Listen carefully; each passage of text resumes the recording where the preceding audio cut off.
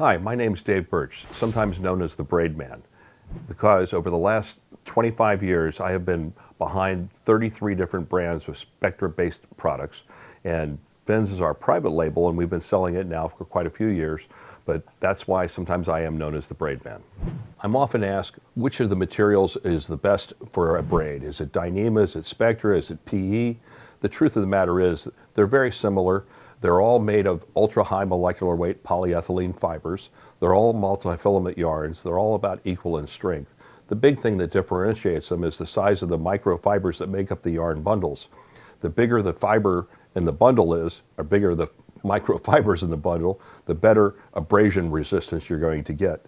If you've used a line that gets hairy and fuzzy quite quickly, it's because it's got very small microfibers in the bundle. We like to use ones that are more robust so our lines do not fray or get hairy. I'm often asked, why would you use braid versus monofilament? It's kind of hard for me to believe that there's still people out there who haven't tried braid, but nonetheless they do exist. And the reason that you would use braid is because of its extreme sensitivity. It's a no-stretch product, and that will enable you to feel everything that happens on the end of your line. It's a remarkable difference over the very stretchy monofilament.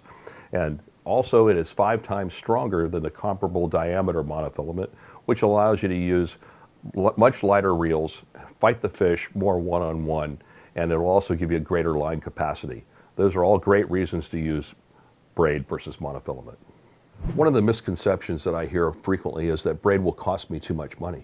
The truth of the matter is I think it can save you money because monofilaments have to be replaced on a frequent basis. They can break down with ultraviolet light, they can have cracks develop in them when they dry out, and you won't even see that. So most fellows that really fish a lot will change their line out at least every year. You don't have to do that with braid, not until you mechanically wear it out, and you'll be able to see that yourself before you need to change braid out. So that's certainly a myth that needs to be dispelled. A common question I'm asked is what is the right knot system to use with a braid?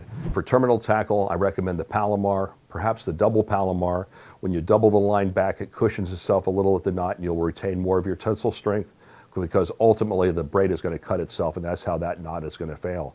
When you're tying to a leader material, fluorocarbon or monofilament, those are typically going to be at least twice the diameter of your braid. So double the braid back onto itself before you start your knot. And I like to use either the double uni, the blood knot, surgeon's knot. Those will all work quite well for you. Or a lot of people, if they're really interested in keeping a low profile knot, are starting to use the FG knot, which is also an excellent choice. In making the switch from monofilament to braid, anglers are sometimes confused about what is the right size of line to purchase. And the simple answer is that you want to use the smallest line that you can because braid's always going to be stronger than it need be. So the reel manufacturers will state a recommended range of tensils, usually like 4, 6, 8, 10, 12, 14. Always go to the bottom end of that and pick a braid that is that monofilament equivalent diameter, or maybe even one size smaller than that, because it's, again, it can be stronger than it need to be, but you can go too far. If you get it too small, it may not throw off the reel right because the reel was designed to work with a certain diameter of line. How do you rig your reel for braid versus monofilament? The first thing to consider is how much line do you need to have on that reel that you're actually going to be using. In most cases, 75 yards of line in play is all you're going to need. So it's very common practice to buy a 150-yard spool of braid and split that between 2 reels. However, if you need to have all the capacity of that the reel's going to hold with braid, you can put the braid directly onto the reel, but you have to have something for it to bite to. So without monofilament backing, then you need to have maybe a couple wraps of electrical tape just to hold the braid from slipping on the reel. And don't never tie your line directly to a reel because if you get spooled, it can jerk it right out of your hand, you can lose your rig. When I'm working consumer trade shows, I often run into people that ask me why would they want to use our product over the one that they have been using. And I can give them a number of good reasons. Our lines are engineered to work well. They're performance driven, you're going to catch more fish.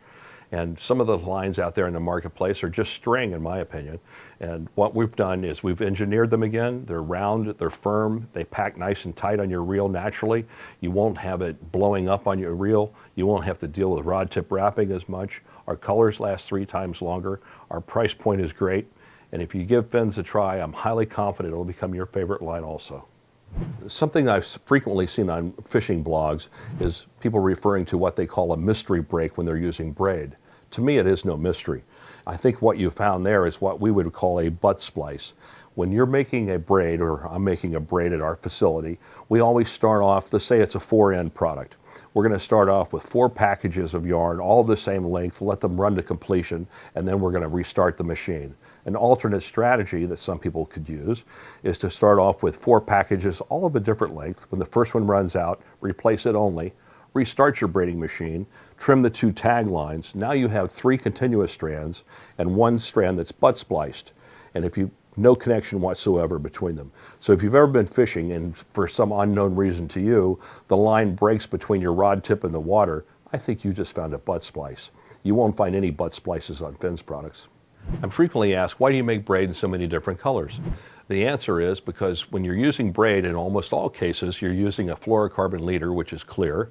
And so the color of the line really doesn't affect your fishing, but it's more about you being able to see your line, or maybe even matching your line to your reel color. But also some of the charter guys will use the same, maybe the same style of line and the same tinsel, but they'll have 3 different colors, because that way if they do get crossed, they can get uncrossed more easily. So color is really a matter of personal preference more than anything else if you're using a leader material. If you're not using a leader material, then you can't go wrong with green or actually pink, because we make a pink line, which is high vis above the water, low vis in the water. One of the most common myths that I run into when I'm talking to anglers is that braid will cut my guide eyes, and that's simply not true. It cannot cut your guide eyes, not when it's clean. However, it is possible to pick up dirt and grit, and then if that happens, your braid can become basically a small piece of sandpaper, and that is possible then to damage your guide eyes. So you just have to be careful not to allow that to happen. What techniques do you need to alter when you're using braid versus monofilament? The biggest thing to remember is that there's no stretch in a braid system. So you have to have a little bit of give so you don't break off. And that give is now going to come from your rod tip. So you have to elevate your rod tip when you're using braid. You also need to reduce the motion that you use to set the hook so that you don't jerk the bait out of the fish's mouth or to damage the fish's mouth. And the other thing that you have to consider is to reduce the drag so you don't damage your equipment. And once you get those things under control, you're never going to go back to the stretchy monofilament.